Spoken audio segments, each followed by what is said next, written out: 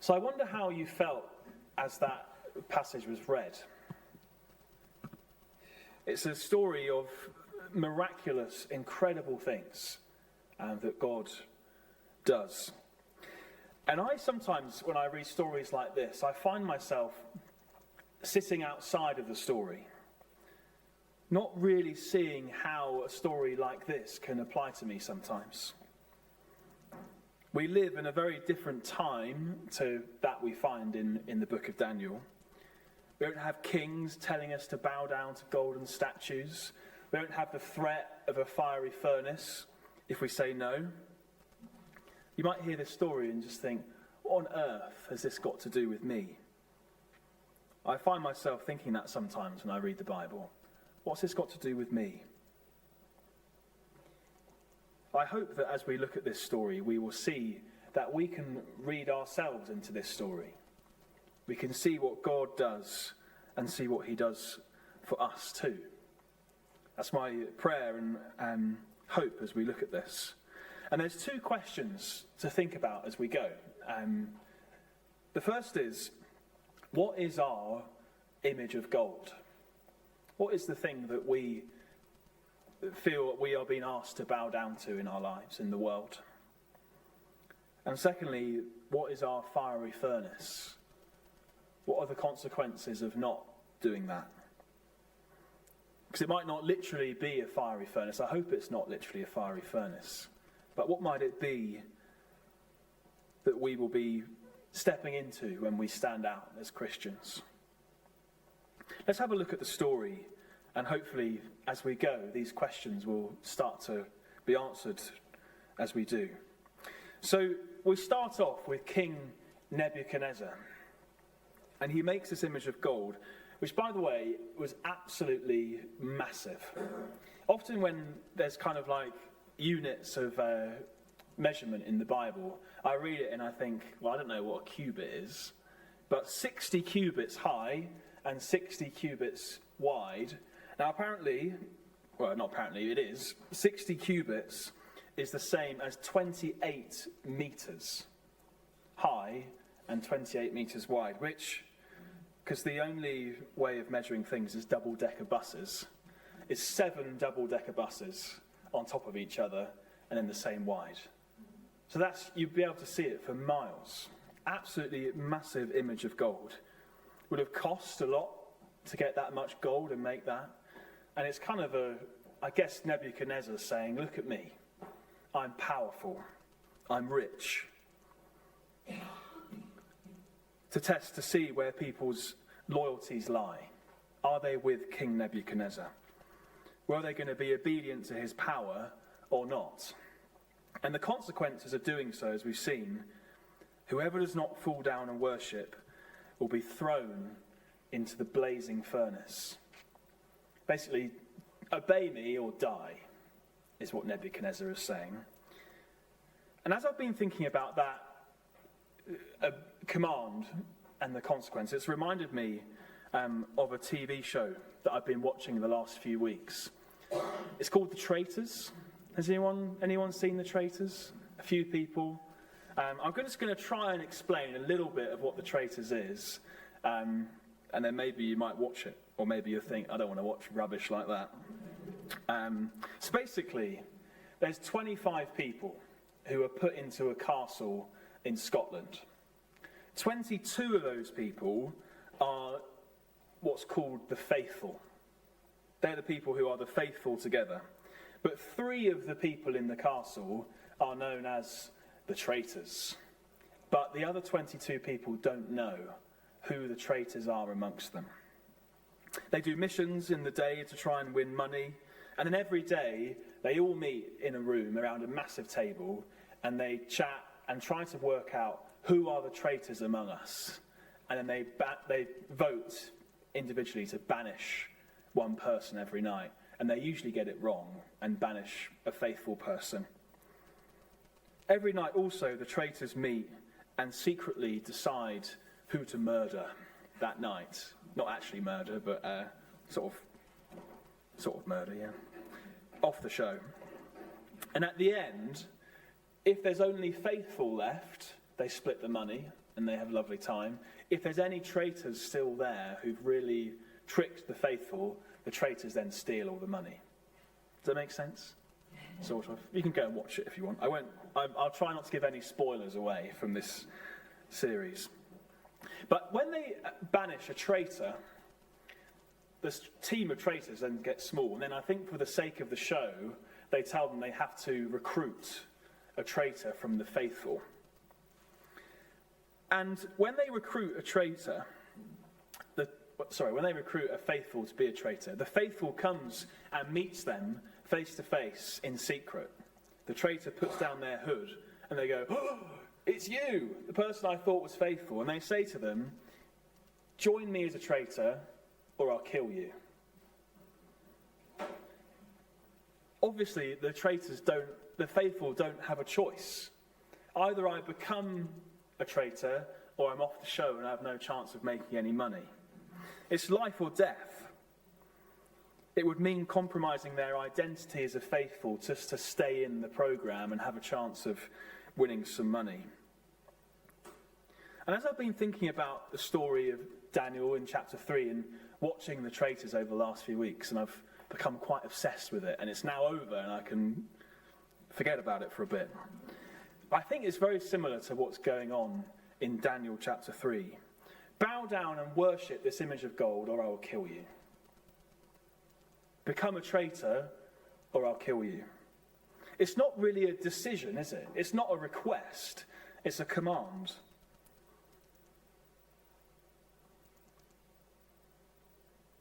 It's a command that means that disobedience is the fiery furnace. And I'm sure there are many people who may have come to the image of gold not wanting to bow down to it, but did, because they feared death. In fact, in the TV show, the people who are asked to be the traitors, usually they in the little bit they've recorded alongside the show, they say, I don't actually really want to, but I have to. But along come Shadrach, Meshach, and Abednego, who are different. Verse 12 says, "There are some Jews whom you have set over the affairs of the province of Babylon," these three guys, "who pay no attention to you, your majesty. They neither serve your gods nor worship the image of gold you have set up." We have Shadrach, Meshach, and Abednego. At the moment, Daniel is nowhere to be seen in chapter 3. We don't know what he was doing, but he wasn't there. But these three do not bow down to the image. They don't worship the gods who Nebuchadnezzar says they should worship. And I think this should be quite surprising to us, quite shocking. These three men who've been given important jobs in Babylon by Nebuchadnezzar, chief ministers, being appointed over the province of Babylon, probably pretty decent jobs. They probably had a bit of power themselves, who you might think will just go along with whatever Nebuchadnezzar says. But no, they don't. They don't bow down. Just to go back to the TV show for the last time, if a faithful was to say, "No, I'd rather die than become a traitor," it'd be quite surprising. You think, what, really? But Shadrach, Meshach, and Abednego were willing to say no to the king, even if it meant to go in the fiery furnace. And Nebuchadnezzar is furious with rage. So he gives them another chance. He says, "If you are ready to fall down and worship the image I made, very good. But if you do not worship it, you will be thrown immediately into a blazing furnace. Then what God will be able to rescue you from my hand?" So not only does he command them to do it again, he mocks the God who they say, "What God will be able to rescue you from me? I'm big, I'm powerful. Your God has no chance against me." And yet, we see again, they do not bow down.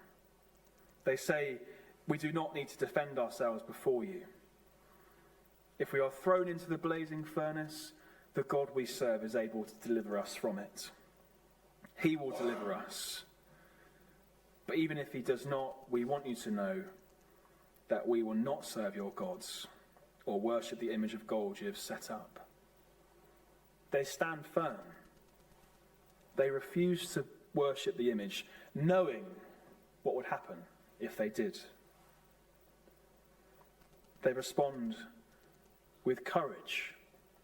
The king has just said, what God has the power to beat me? And they say, we know that our God is able to save.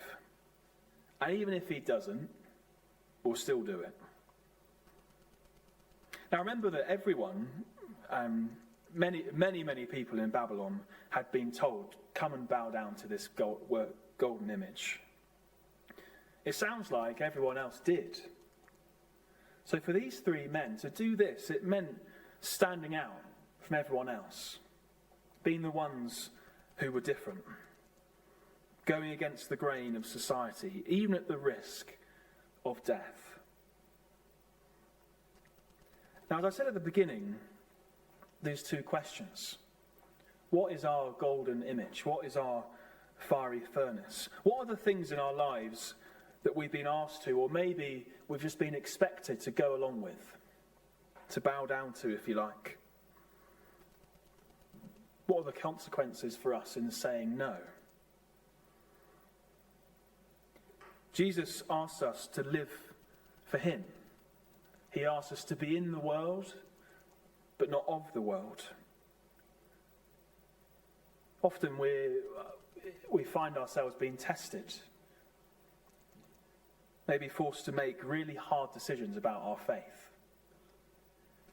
I'm just going to give a couple of examples that maybe will help to say a bit about how this might play out in the world. And you may have your own examples in your mind already. But the question being, do we go along with what the world's doing? Or do we live the way Jesus asks us to? Here's two scenarios. So imagine you're with a group. There's maybe you're the only Christian in that group. Maybe it's at a club you're part of, at work, a community group, whatever it might be. And everyone is gossiping. Everyone is making fun of someone, talking badly of them who isn't there, or maybe even worse, they are there. Everyone else does it. What do? You feel the pressure to conform. You feel the pressure to not stand out from the crowd. But you know, because you've come to church, you've heard about Jesus, you read your Bible, you know Jesus, you know that that's not right. You know that Jesus said his greatest commandment is to love God and to love your neighbour as yourself. What do? The fiery furnace could be the risk of being excluded, being ridiculed, maybe the gossip turning on you. You decide to stand up for the person who's being gossiped about, even though it's uncomfortable. You're thrown into the fiery furnace of being excluded, being ridiculed, and the gossip turning on you. Or maybe you're at work and your boss asks you to cut corners on a project, or to work in a way that makes you feel uncomfortable. Maybe it challenges or goes against something in your faith or your ethics or whatever it might be. Everyone you work with just goes along with it, says fine. But you know that Jesus asks us to have integrity. You know that Jesus is someone who is just, righteous, and he asks us to be the same. The fiery furnace might mean being demoted at work. It might mean being overlooked for promotion. It might mean your reputation with your other colleagues is damaged. What do? Maybe you decide to refuse to cut the corners and you work as you know you should. And you're thrown into the fiery furnace of being overlooked for promotion, and you see all your other colleagues being promoted because they're working in the way they've been asked to. Maybe your colleagues all think that you're just rubbish at your job. Maybe you're excluded from social events with your work friends. There might be other examples that come to mind from your own life. The consequences for us here in the UK might be exclusion, might be embarrassment. In some countries around the world, and some of those countries are represented here in our community, it can mean death. Standing out, standing up for Jesus, being different, refusing to conform to the society. Places in the world, it can really mean a life or death decision. But the question remains, are we going to conform to the world because we don't want the consequences? Or are we going to stand out? Are we going to live for what we know to be true, despite the consequences? Listen to what happens when Meshach, Shadrach and Abednego do that. So they've decided to not conform with what's going on. And we're told that they fall into the fiery furnace because the people taking them up have been killed just by getting close to it. And they fall in. And as Nebuchadnezzar looks into the furnace, he doesn't just see the 3 men he's put in there. He sees 4. 4 men walking around in the fire. Unbound, unharmed. And he says the 4th looks like a son of the gods. And they're brought out of the fiery furnace. And as they're summoned out, Nebuchadnezzar calls them servants of the Most High God. Quite a change in what Nebuchadnezzar said before. Before he said, "What God will rescue you from my hand?" Now he calls them servants of the Most High God. They're unharmed. All the hair on their head is still there. They don't even smell of fire. They've been chucked into a furnace 7 times hotter than the normal ones. And they've come out unharmed. And Nebuchadnezzar, who had been commanding everyone to bow down to this golden image, and if you don't, you die. Listen to him now. He praises God. He says that no one should speak out against this God. And if they do, there's some pretty horrible consequences. And then he also says that no other God can save in this way. What a change in Nebuchadnezzar. Worship this golden image or die. Now, if you say anything against the Most High God, you'll die. Completely changed. God delivers Shadrach, Meshach, and Abednego from the furnace. And I think this is a reminder to us today that God is faithful. He is faithful in delivering his people, even in these extreme situations. God protects them, keeps them safe. And sometimes when we find ourselves in the fiery furnace, perhaps sometimes we can pray or know that God is with us, and straight away he takes us out. Sometimes I think more often than not, we can stay in the fiery furnace perhaps for quite a long time. Maybe we've been in the fiery furnace for so long that we wonder if God is still there. We're just waiting. Perhaps it's the furnace of exclusion or embarrassment. Maybe it's an illness that just won't go away. Maybe it's chronic pain. Maybe it's feeling desperate, in depression or whatever it might be, and we just feel stuck. We don't feel like God is there.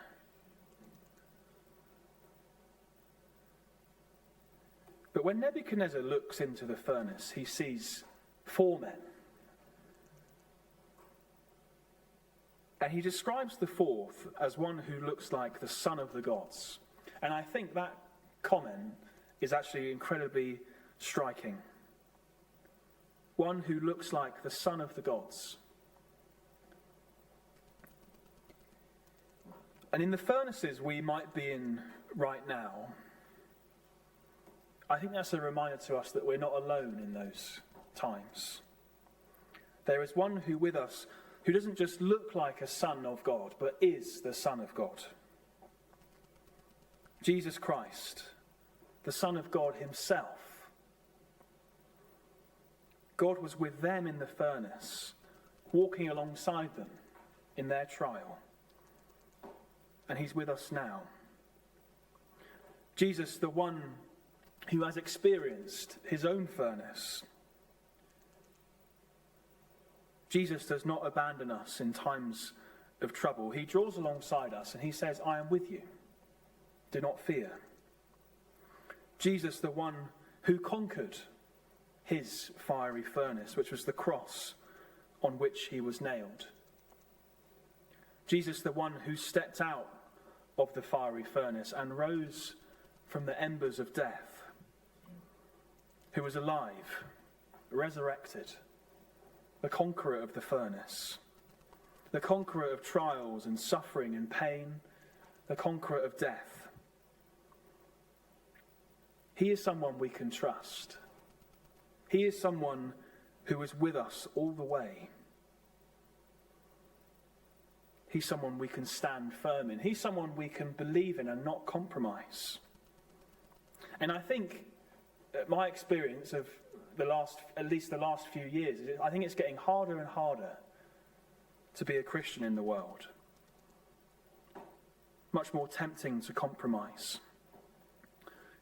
You may know that in some of I think it's in the letter Peter wrote, he talks about believers being aliens in a foreign land, or foreigners. This idea that actually, as we find ourselves here in this world, it's not our home. We're uncomfortable. There's things around us where we say, I know who Jesus is. I know what heaven is like. I know what the kingdom of God is like. And I look around and I see things that are not part of that. I see suffering, pain, evil. We should feel uncomfortable in a world like that. But Jesus calls us to be faithful to him in this foreign land until he calls us home. Faithfulness looks like not compromising. And I think sometimes we think, all Jesus wants from me is my sorry. He wants to forgive me. But actually, Jesus doesn't just want our sorry, he wants our yes. Saying yes to him and no to the world. But also when we find ourselves in the furnace, even in that, we can find hope. We can find purpose. We can find strength. Because Jesus is with us. And he has conquered every trial. He is faithful to deliver. He's given us hope. So let's trust him. And just as Nebuchadnezzar turns from saying, worship this image of gold or die, to acknowledging the God that Meshach and the other two worshipped was the most high God, the only God who can save, we may just see others around us turn as well. Turn to Jesus. And that's an amazing thing to hope for, to pray for, that as we live in the world, as we stand up for Jesus, as we say yes to him and no to the world, we might just see those around us coming to know him too. Perhaps asking questions. Why? Maybe Meshach and Shadrach and Abednego may have had others saying, why are they doing that? We may get questioned, and it's an opportunity for us to say why. Let's just spend a moment in the quiet. And maybe those two questions are ones to go away thinking about. What is the image of gold that I'm being tempted to bow down to today? What's the consequences of saying no?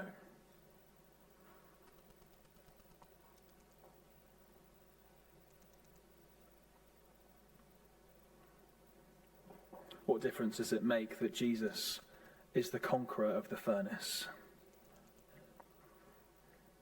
Not just that, but the one who steps in it with us, walks with us.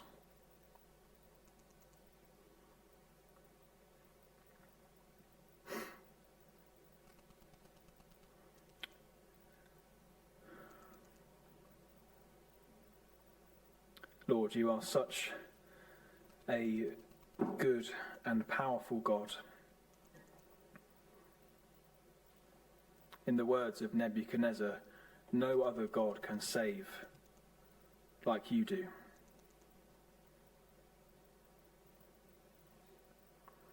And Lord, I want to pray that as we seek to be faithful to you, as you have been faithful to us, that you would give us confidence, you would give us boldness, you'd help us to trust you.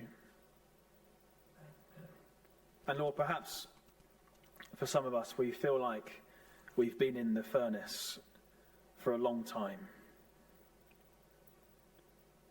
Maybe we know in our minds that you're with us, that there is hope, but we struggle to really feel it deep in our hearts. Please do a miracle in us. Help us to not just know, but help us to feel deep down in our souls that you are with us. And Lord, I thank you that you are the conqueror of the furnace, the conqueror of suffering and pain and even death. Please help us to trust you and know the hope that you have to offer us. Please help us to keep going, uncompromising, standing firm for you in the world.